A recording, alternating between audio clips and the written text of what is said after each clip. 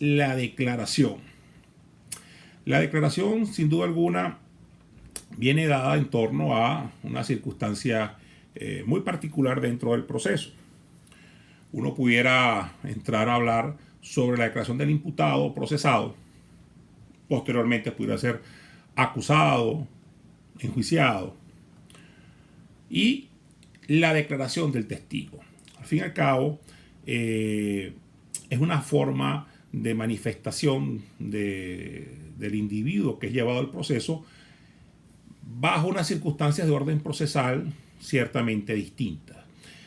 Desde el punto de vista procesal, el instituto procesal que tiene que ver con el procesado, lo primero que debemos indicar que el artículo 49 de la Carta Magna maneja dos circunstancias muy particulares alrededor de lo que es esta declaración del procesado. Este artículo 49, ordinal tercero, primero señala que toda persona tiene derecho a ser escuchada y en cualquier proceso y en base a las debidas garantías procesales a ser escuchada por la autoridad judicial. Pero el ordinal quinto de la Carta Magna es un ABC donde se pudo plasmar un avance que hubo en la Edad Media, donde el positivismo, todas esas ideas renacentistas, todas esas ideas constitucionalistas que se fueron desarrollando en la primera constitución que hubo en el mundo, que fue la Constitución de Filadelfia, y posteriormente en la Declaración de los Derechos del Hombre, hubo un gran avance a la par de lo que fue la presunción de la inocencia, que también está desarrollado en este artículo 49 de la Carta Magna. Vino a marcar un hito esta circunstancia en cuanto a una garantía de orden procesal, en la cual ningún ciudadano está obligado a declarar en su contra. Ningún ciudadano está obligado a declarar si no lo quiere en un proceso. Por supuesto, son circunstancias que vienen dadas en torno a los derechos humanos, sobre los maltratos físicos crueles, inhumanos, la tortura que se pudiera generar en algunos casos, y que ciertamente el legislador, el constituyentista en la Constitución Nacional, vino a ser fiel reflejo de algo que ya ocurría en la Constitución de la década de los 60 y fiel reflejo de lo que ha sido esa tendencia constitucional desde lo que fueron nuestros orígenes de orden procesal. La declaración del procesado tiene una dualidad.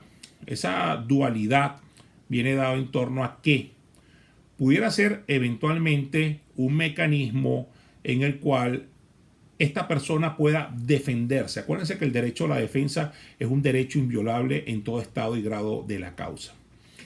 Al decir esto, nos manejamos en torno a que la declaración del procesado puede ser un medio de defensa. Y eso es siempre y cuando el procesado quiera ejercer ese derecho. Es una potestad que tiene este ciudadano. Si quiere lo ejerce, si no quiere no lo ejerce. No está obligado a defenderse este ciudadano. El segundo elemento alrededor de esta declaración del procesado es cuando esta declaración, si así se manifiesta de forma voluntaria, no de forma coactiva, no de forma violenta, que haya sido arrancado de forma violenta, es lo que se ha denominado a través del tiempo como la confesión.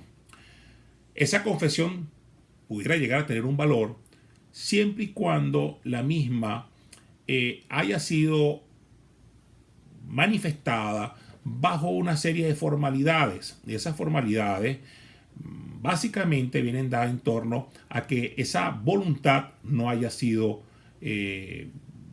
rota, que esa manifestación de voluntad haya sido transparente, que no haya sido obligada a la persona a declarar, sea de una forma violenta, con los tratos crueles e inhumanos, o sea, una forma psicológica donde la persona la estén obligando a decir algo que no quiere decir en medio pues de algún tipo de coacción psicológica, de un posible daño o de alguna circunstancia a su alrededor que le esté generando algún tipo pues de presión en su mente para poder decir algo que no está de acuerdo en decir.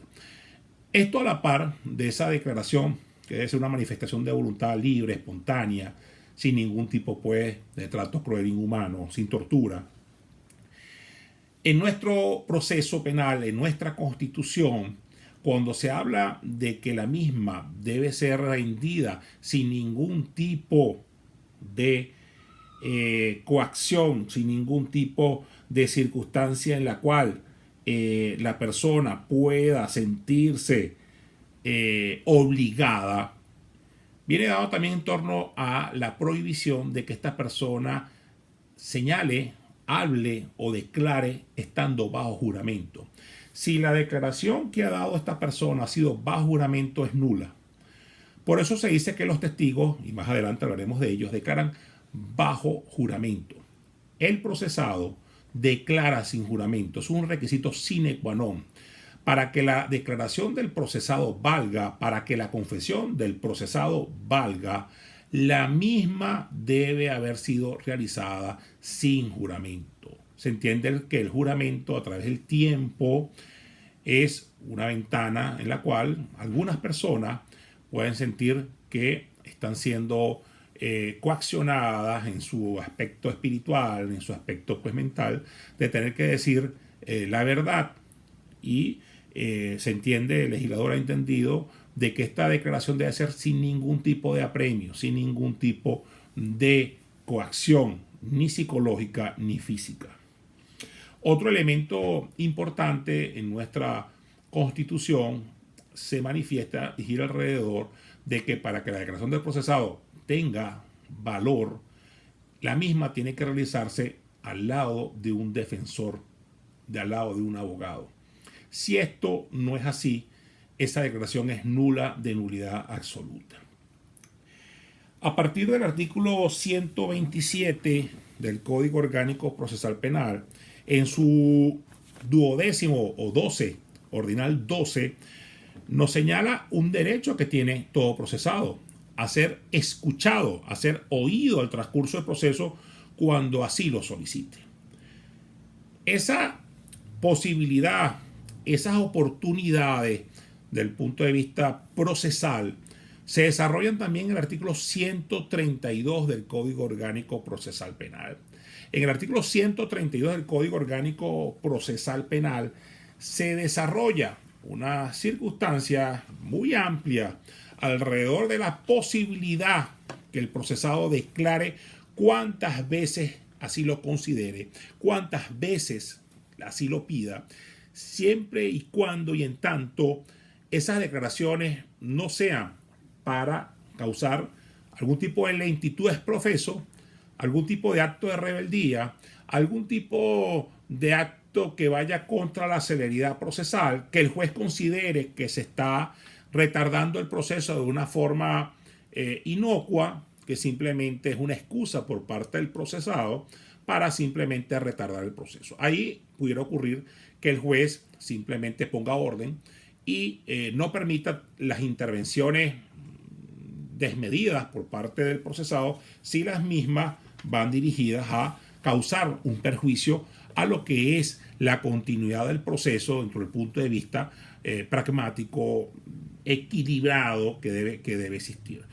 De lo contrario, si el procesado lo que está ejerciendo su derecho a palabra, que al final es un derecho a la defensa que tiene el procesado, o un momento determinado, si el procesado fuese a declararse culpable, a confesar, bueno, viene dado en torno a que esa oportunidad es una potestad que tiene el procesado de hacerlo cuantas veces quiera.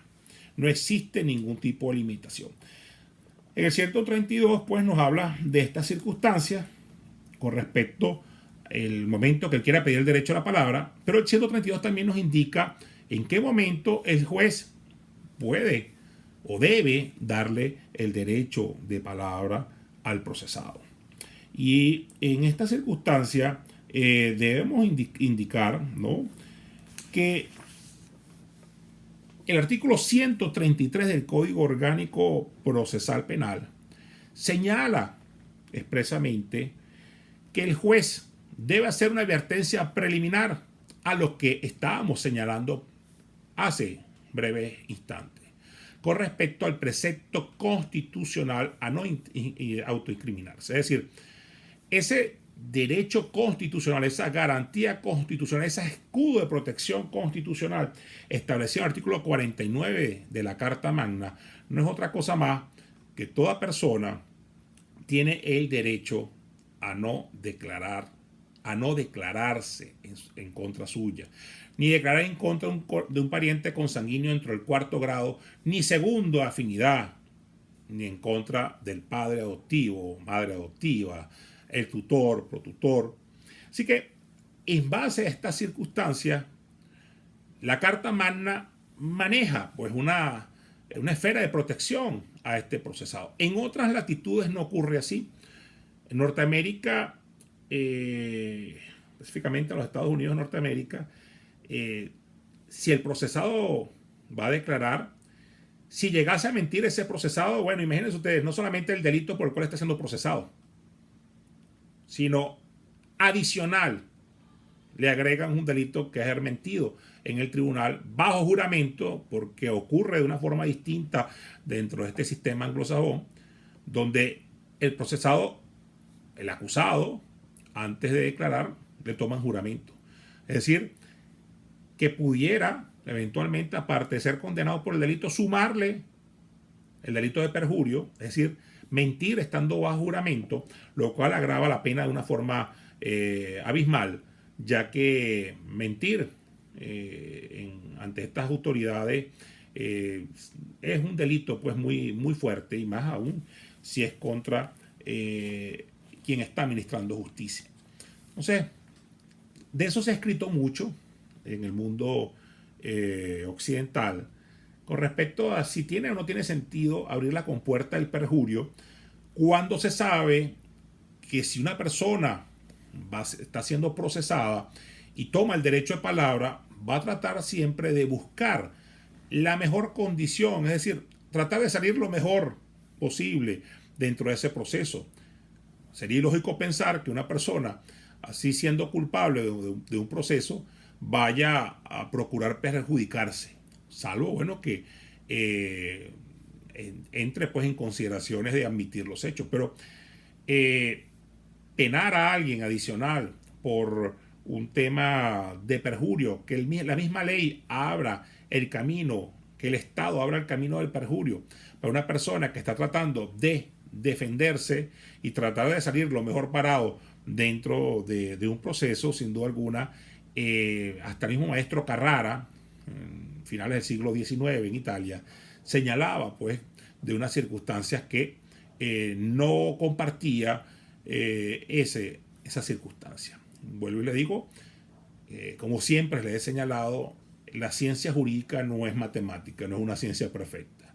Aquí se admiten distintas posiciones, distintos criterios, los cuales todos son respetados y se sustentan dentro de lo que es un marco jurídico constitucional que debe ser respetado. El artículo 134 nos maneja con respecto a lo que es el objeto de esa declaración, es decir, cuando estime conveniente el procesado podrá o no declarar, y debe, en definitiva, de acuerdo al artículo 135, materializarse en torno a un acta, ¿okay? Y las respuestas del imputado normalmente deben ser de forma verbal y se colocarán en un acta.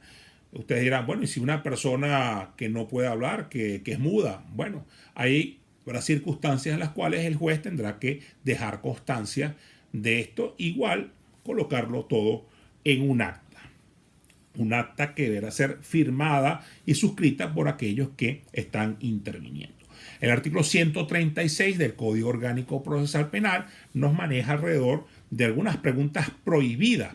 Y esas preguntas prohibidas vienen dado en torno a que una cosa es que el procesado declare, tenga ese derecho, y otra cosa es que el procesado, que después que declara, las demás partes, y así el juez, tiene la facultad de poder preguntarle a ese procesado.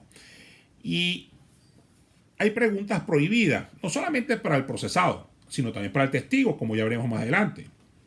Y el 136 nos maneja la posibilidad de que el imputado no se le podrán hacer preguntas sugestivas o capciosas. Una pregunta sugestiva, al final, es una pregunta que sugiere en sí la respuesta. Usted cuando entró al cuarto olió gas. Bueno, esto le está indicando a qué olía el cuarto. Capciosa son preguntas engañosas. Decirle a un procesado, mire, la otra persona que está siendo aquí juzgada por cómplice en el delito señaló que usted estuvo en el sitio del suceso a tal hora. Y es probable que esa persona nunca haya dicho tal afirmación. Es una pregunta engañosa. El artículo 137 nos habla de la prolongación con respecto al examen de la declaración del procesado. Y nos indica sobre el número de preguntas que pudiera manejarse en torno a algún posible agotamiento del procesado. Se habla pues de un descanso para que recupere. Y en el acta tiene que indicarse las horas que comenzó, la hora que comenzó la declaración y a la hora que terminó. Hasta el año 2012, el Código Orgánico Procesal Penal manejaba la tesis de la posibilidad o la obligación, por ser más asertivo, de que esa declaración nada más podía hacerse hasta las 7 de la noche. Es decir, horas nocturnas no existe esa posibilidad. Después del año 2012, en esta última reforma, el procesado después de las 7 de la noche puede seguir declarando. El artículo 138 del Código Orgánico Procesal Penal nos habla sobre el esquema de la declaración de varios imputados, que en definitiva tiene que hacerse por separado sin que tengan comunicación entre ellos. El artículo 139 del Código Orgánico Procesal Penal no habla otra cosa más de el nombramiento del defensor. Aquí tenemos que indicar lo siguiente. La Constitución Nacional protege, garantiza el derecho a la defensa. Es decir, si una persona no tiene los medios económicos para poder sufragar una defensa privada, el Estado está en la obligación de colocarle un defensor público sin pago alguno. El Estado asume ese pago. Por cierto, defensores públicos maravillosos, defensores públicos que debo decir muchas veces siento que saben más que uno, porque están permanentemente dentro de lo que es esa actividad, llevando pues esa lanza de justicia y de defensa donde tienen que llevarla. Extraordinario. La defensa pública es extraordinaria en nuestro país. Lo que sí es importante aquí, que el 139 nos habla de dos cosas. Uno, lo que es la defensa material, y otro, lo que es la defensa técnica. Muchos de ustedes dirán, bueno, ¿cuál es la diferencia entre la defensa material y la defensa técnica? La defensa material, en definitiva, es la que puede hacer el procesado, si la quiere ejercer. Es decir, el procesado, quiera o no quiera, cada vez que abre la boca y se está haciendo argumentos de defensa, está haciendo una defensa material. También señala este artículo 139 la posibilidad de que el procesado se pueda autodefender. Y eso es lo que se debería llamar básicamente como defensa material. ¿El juez puede permitirlo? Sí pudiera permitirlo. Básicamente cuando el juez considere que están dadas las circunstancias para que esta persona se pueda defender. ¿Y esto en qué sentido? Bueno, si estamos hablando de que a quien está juzgando es un abogado penalista y eso el juez pudiera pensar que no se estaría dando ninguna circunstancia negativa para que él pueda asumir su defensa, su propia defensa, lo pudiera hacer. Si el juez considera que no lo puede hacer, por lo mejor no es un abogado penalista, o a lo mejor siendo abogado, el juez considera que no se va a cumplir bien esa defensa del procesado, porque al final es una persona que se graduó de abogado y jamás ejerció, el juez indicará que tendrá que nombrar un defensor técnico. La defensa técnica es ejercida por el profesional del derecho.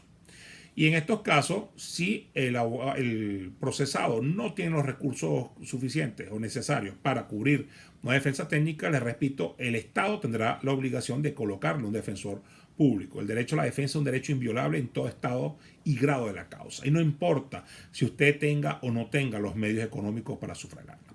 Así que la defensa técnica establecida en el artículo 139 del Código Orgánico Procesal Penal no es otra cosa más que esa posibilidad fáctica de la defensa a través de un profesional del derecho, un individuo graduado de abogado. Las condiciones establecidas en el artículo 140 simplemente nos habla de que la persona debe ser abogado. El artículo 141 del Código Orgánico Procesal Penal nos habla pues de que el nombramiento del defensor no está regido bajo ninguna formalidad, simplemente se entiende que debe ser en el tribunal. Muchas veces uno puede decir, bueno, es que si la persona está fuera del país, mire, ejercer una defensa estando la persona fuera del país ya básicamente es como una tarea muy, muy cuesta arriba. Siempre van a indicar, de acuerdo a jurisprudencia reiterada de máxima instancia judicial, que debe ponerse a derecho la persona. El abogado tiene que jurar que va a desempeñar bien el cargo, lo hace ante el tribunal, y debemos indicar aquí que la parte infin del 141 nos habla de que un procesado no puede tener más de 3 defensores, de acuerdo al 141. Es decir, no quiero colocar 5 defensores, no puede. Un procesado lo máximo que puede tener son 3 defensores. El 142 nos habla de nombramiento de oficio. Esto se da, por supuesto, si no se dan pues, los requisitos económicos que pueda tener la persona para poder sufragar una defensa. Así los tenga y él quiere un defensor público, el Estado le colocará un defensor público. Bueno, pero es que la persona es millonaria, no importa. Si él no quiere sufragar una defensa, el Estado está en la obligación de colocarle. El artículo 143 nos habla de la prohibición de allanamiento que tiene el Estado con respecto a los escritorios jurídicos, los despachos o oficinas de abogados en relación a los casos que estén asumiendo defensa. Es decir, sería un absurdo pensar que un abogado esté ejerciendo una defensa y que para que el Estado o el Ministerio Público, los órganos de policía de investigación penal, para poder buscar a lo mejor algún tipo de elemento de interés criminalístico que sepa que pudiera estar guardando el abogado, bueno, llegue y allanan el despacho jurídico. Eso no tiene ningún sentido. No se puede hacer. El artículo 144 nos habla de la revocatoria del abogado defensor, que simplemente puede el procesado revocarlo cuando así lo considere. El 145 nos habla del no nombramiento que pudiera eventualmente materializarse con respecto a si es una defensa privada ese ofrecimiento y si es una defensa pública el tribunal solicitará pues tal circunstancia. El artículo 146 nos habla pues de los efectos con respecto a esta circunstancia de la posibilidad de un nuevo nombramiento de esta situación con respecto a que este nuevo abogado o este nuevo defensor entre a defender a la persona. El 147 nos habla de quienes están inhabilitados para ejercer una defensa. Por supuesto, el enemigo del procesado no puede ser su abogado por razones obvias. La propia víctima tampoco. Los ascendentes de la víctima mucho menos. El tutor o tutora de la víctima, sin duda alguna, tampoco lo pudiera hacer. Quien hubiese intervenido como fiscal del Ministerio Público tampoco lo puede hacer. El artículo 148 nos habla del defensor auxiliar, que nos maneja básicamente para diligencias que haya de practicarse fuera del lugar del proceso. Si el defensor o defensora manifiesta que no puede asistir a ellas, nombrará defensor auxiliar en casos que así sea necesario. Estamos hablando cuando sean situaciones fuera de la jurisdicción. A partir del artículo 208 del Código Orgánico Procesal Penal se empieza a desarrollar lo que es el testimonio. No sé, Anthony, si crees que deberíamos cerrar